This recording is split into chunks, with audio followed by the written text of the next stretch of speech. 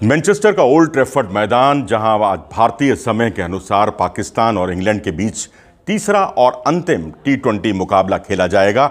ऐसा मुकाबला जिसमें पाकिस्तान के लिए बिल्कुल डू और डाई की स्थिति है और इंग्लैंड के लिए यदि इंग्लैंड ने यह मुकाबला जीत लिया तो वो लगातार छठी सीरीज पर कब्जा कर लेगा। और वहीं पाकिस्तान, खुदा न खास्ता कहीं कोई झटका लग गया इस बार या मैच किसी वजह से नहीं हुआ, तो ये समझ लीजिए कि 5 में से चौथी सीरीज हार होगी पाकिस्तान की, एक ऐसी टीम की जो 2016 से लेकर 2018-19 तक के सफर में लगातार 11 मुकाबले जीती थी और दुनिया की नंबर 1 टीम बन गई थी। लेकिन उसके बाद जिस तरह से श्रीलंका ने कलई खोल दी पाकिस्तान की और उसके बाद पाकिस्तान की टीम वैसा प्रदर्शन नहीं कर पाई।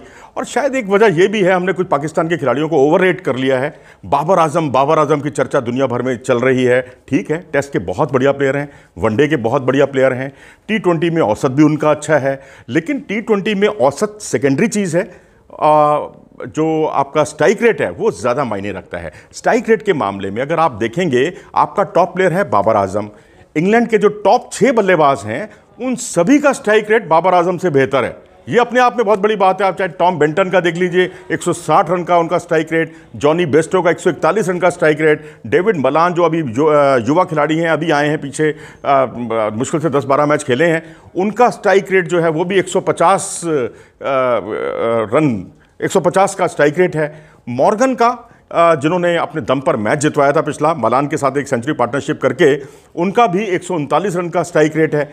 सैम बिलिंग्स और जिन्होंने आयरलैंड के खिलाफ उम्दा प्रदर्शन किया था, विकेटकीपर बल्लेबाज हैं और 3-3 विकेटकीपर टीम में रखे हैं। ऑस्ट्रेलिया के खिलाफ जो सीरीज़ होनी है इंग्लैंड ने, और उसमें बटलर की भी वापसी हुई है, खैर वो एक अलग विषय हो गया। आज हम बात इंग्लैंड और पाकिस्तान की कर रहे हैं। तो सैम बिलिंग्स का 136 रन का है, मोइन अली का 130 का है, और आप अंदाज़ा लगा सकते हैं कि उनका भी स्ट्राइक रेट जो है वो बाबर आजम से बेहतर है। जो 6 प्लेयर हैं उनका सभी का स्ट्राइक रेट अच्छा है।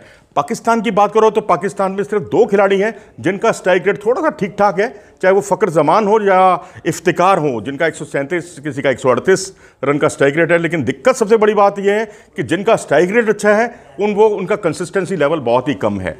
इफ्तिकार का आप कंसिस्टेंसी लेवल देख लीजिए, जो उनसे बाद में रन ही नहीं बने।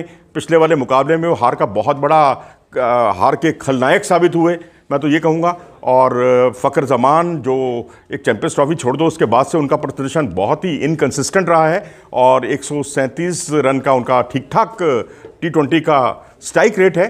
और सबसे बड़ी बात यह है कि दोनों टीमों में जो बल्लेबाजी का कोई मुकाबला नहीं है। इंग्लैंड का स्तर बल्लेबाजी का बहुत बहुत ऊपर है, पाकिस्तान का बहुत नीचे है। लेकिन जो भविष्य की टीम तैयार कर रही है इंग्लैंड, ये स्थिति को भी हमें नहीं भूलना चाहिए। इंग्लैंड की टीम जो है भविष्य की टीम तैयार कर रही है और उसने इस टीम में जो टेस्ट मैच अभी पीछे जो टीम खेली है उसका एक भी खिलाड़ी शामिल नहीं किया अपनी टीम में। वहीं पाकिस्तान के लिए ये डू और डाई की स्थिति है, उसने अपनी बेस्ट टीम उतारी है। और दिक्कत सबसे बड़ी बात यह है कि कभी उसकी बॉलिंग चलती है। पहले मैच में आपने देखा बहुत अच्छी पावर प्ले की उनकी बॉलिंग रही, ओवरऑल बॉलिंग ठीक ठाक रही। लेकिन दूसरे मैच में उनकी जो है बॉलिंग बिल्कुल नहीं चली। पहले में बॉलिंग चलती है, दूसरे में नहीं चलती। बल्लेबाजी आपकी ठीक ठाक है, अच्छी बल्लेबाजी करते हैं, लेकिन गेंदबाजों से उतना साथ नहीं मिलता।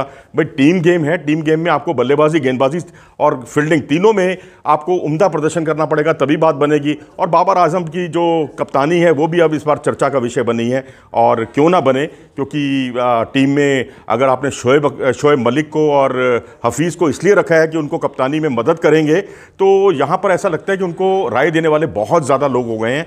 और जिस तरीके से उन्होंने इफ्तिकार का इस्तेमाल किया, 2 ओवर के बाद तीसरा ओवर देने की कोई औचित्य नहीं था, देने की कोई तुक नहीं बनती थी, जिसमें रन भी पिटवाए उन्होंने। क्यों इतना ज़्यादा भरोसा इफ्तिकार की गेंदबाजी पर किया जाता है, मुझे ये बात समझ में नहीं आती। और जो बड़ा बदलाव आप देखेंगे इस टीम में, अब मोहम्मद आमिर नहीं है। मोहम्मद आमिर अपनी इंजरी छिपा जाते हैं।